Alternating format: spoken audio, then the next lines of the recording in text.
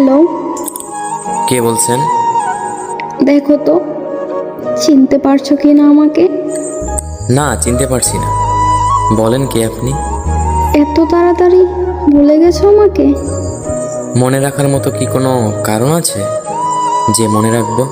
তো এতদিন পরে কি মনে করে ফোন দিলেন? বেঁচে আছি না মরে গেছি এটা জানার জন্যে?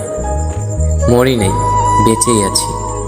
আমি তো আপনাকে আগেই বলেছিলাম, কেউ ছেড়ে চলে গেলে কেউ মরে যায় না, কিন্তু কিভাবে যে বেঁচে থাকে সেটা শুধু সেই জানে। আপনাকে বলে লাভ নেই, আপনি ওগুলো বুঝবেন না। আচ্ছা যাই হোক, এত কিছু আপনাকে বলে কি হবে? আপনি কেমন আছেন? আচ্ছা, একটা কথা বলবো, রাখবে? বলেন, জিজ্ঞেস করার কি আছে? আমাকে কি তুমি করে বলা যায় না একবার? আমার কি অধিকার আছে আপনাকে তুমি করে বলবো? বললেন না তো কেমন আছেন আপনি। তোমাকে ছাড়া আমিও ভালো নাই, কিন্তু এই কথাটা বললে তুমি তো আর বিশ্বাসই করবে না। মিথ্যা কথাটা আর না হয় নাই বললেন, আর কত মিথ্যা বলবেন? তোমার মনে হয় আমি মিথ্যা বলছি? বাহ! সেই ভুল ধারণাটা তো আপনিই ভেঙে দিছেন।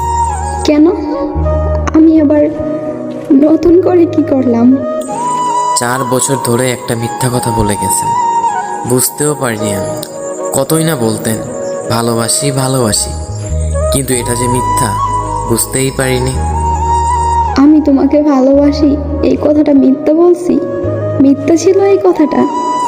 তা নয় তো কি, সত্যি বলছেন? যদি ভালোই বাসতেন তাহলে মাঝপথে ছেড়ে এইভাবে চলে যেতে পারতেন না। একবার হলেও ভাবতেন আপনি চলে গেলে আমার কি হবে, আমি কিভাবে থাকবো। কি হলো, চুপ করে আছেন কেন? কিছু বলেন। না, আর কি বলবো? বলার মতো কি আছে আমার? একটা কথা কি জানেন, আমি নিজের থেকেও বেশি আপনাকে বিশ্বাস করতাম। আমি সবসময় ভাবতাম আপনি কথা দিয়ে কথা রাখতে পারেন। যেদিন আপনি আমার হাতে হাত রেখে কথা দিয়েছিলেন, তারপর থেকে আমি ভাবতাম আপনি শুধু আমার। আচ্ছা যাই হোক, বাদ দেন এগুলা।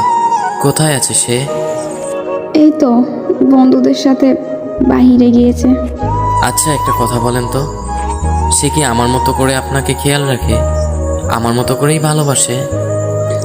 জানতে হবে না, জেনে আর কি হবে? আমি তো সবসময় অপরাধী ছিলাম।